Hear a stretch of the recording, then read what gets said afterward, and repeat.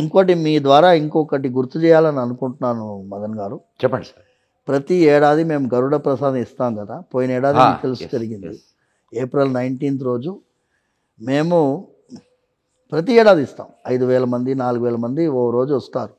ధ్వజారోహణం జరిగే రోజు గరుత్మంతుల వారికి పెట్టిన నైవేద్యం యా స్త్రీ పిండమష్ణీయాత్ తా స్త్రీ పుత్రవతి భవేత్ అనేది ఆగమ సూత్రం. పిల్లలు లేని వారికి, సంతానం లేని ఆడవాళ్ళకి గరుడ ప్రసాదం గరుడ ముద్ద ఇస్తాం. అయితే ఒకరి నుంచి ఒకరు అది సక్సెస్ఫుల్ అవ్వడం చిలుకూరికి రావడం జరిగింది. కొంతమంది ఏమో విచిత్రమైనటువంటి విమర్శలు చేశారు.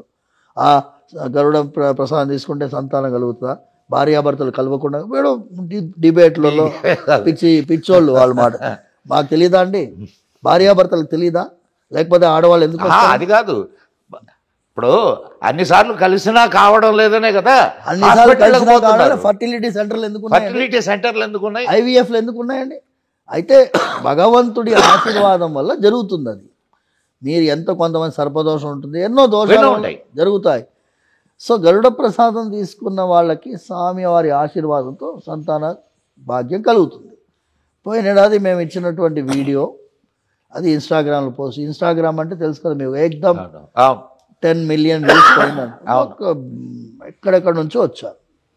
సో ఈ ఏడాది మేము ఆ గరుడ ప్రసాదం ఒక్క రోజుకి మేము రెగ్యులేట్ చేయట్లేదు. ప్రతి ఏడాది ఇచ్చే గరుడ ప్రసాదాన్ని ఒక్క రోజుకి పరిమితం కాకుండా పోయిన ఏడాది మేము విపరీతమైన భక్తుల తాకిడిని మనసులో పెట్టుకొని ప్రతి శుక్రవారం ఇస్తున్నాం. ప్రతి శుక్రవారం గ్రేట్. ప్రతి శుక్రవారం ఎవరైనా ఈ భక్తి1 ప్రేక్షకులు వీక్షిస్తుంటే వాళ్ళు 9:30 ఆ సమయంలో చిలుకూరికి చేరుకోవాలి. అభిషేకం అయిన తర్వాత స్వామివారి స్వరూపం పైన పూసిన పసుపు అది కొంచెం ఒక స్వామివారి ప్రసాదంగా కొంచెం స్వామివారి ఆశీర్వాదం కలిగేటట్టుగా ఇస్తున్నాము. దానివల్ల కూడా అనుగ్రహం పొందిన వాళ్ళు చాలామంది వచ్చి కన్ఫర్మ్ అయింది పంతులు గారు మాకు అంటున్నారు. సో ఇప్పుడు మేము ప్రతి శుక్రవారం ఇస్తున్నాం. ఇది భక్తి1 ప్రేక్షకులందరూ గమనించాలని మీ ద్వారా గుర్తు చేస్తున్నాం. ధ్వజారోహణం సమయంలో ఇచ్చేది ఈసారి ఉండదు, ఎందుకంటే మనం తట్టుకోలేము. ఒక్కరోజు అనేసరికి మనకి భక్తులు క్షేమంగా ఉండాలండి. మెయిన్ ఐటమ్ అది. భక్తులు తండోపతండాలుగా రావాలి, అవస్థపడాలి, ఇవేమీ మా కోరికలు లేవు. పోయిన ఏడాది కూడా మీకు తెలుసు కదా, మేము ఆ రోజు 11:30కి ఆ అనౌన్స్మెంట్ చేయకపోయి ఉంటే, ప్రసాదం అయిపోయింది అనే అనౌన్స్మెంట్ చేయకపోయి ఉంటే మనకి కూడా సంధ్యా థియేటర్లో జరిగినటువంటి దుర్ఘటనలాగా, తిరుమలలో వైకుంఠ ఏకాదశికి ముందు జరిగినటువంటి దుర్ఘటనలాగా జరిగే అవకాశం ఉంది. భక్తులు క్షేమంగా, భగవంతుడి సన్నిధికి వచ్చిన భక్తులు ఎవరికి ఇబ్బంది కలగకుండా వెళ్ళాలని.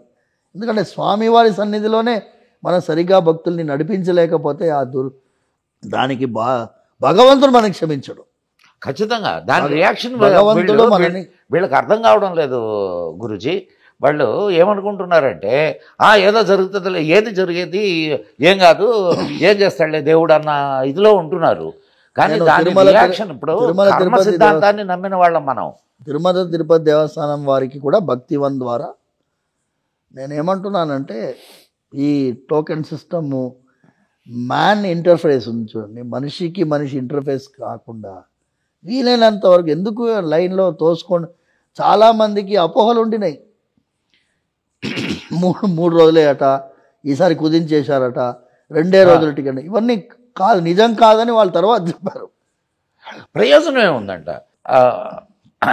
నేను బిఆర్ నాయుడు గారు చైర్మన్ గారికి, బోర్డు మెంబర్స్కి, అక్కడ ఉండేటటువంటి అధికారులందరికీ కూడా ఈ రోజులు నేను మాట్లాడలేదు. ఈ విషయం తెలుసు. అందరూ మనం ఒకరిని ఒకరు వీళ్ళ వల్ల మనం ఇబ్బంది జరిగింది అని చెప్పుకొని ఒకరిని ఒకరు బ్లేమ్ చేసుకునే కంటే ఇది రిపీట్ కాకుండా పకడ్బందీగా ప్రణాళిక రూపొందించుకొని ఎక్కడెక్కడ మనం ఫెయిల్ అయ్యామో తెలుసుకొని అది రిపీట్ కాకుండా చూసుకునే ప్రయత్నం చేయాలని మీ ద్వారా మనస్ఫూర్తిగా ప్రార్థిస్తున్నాను.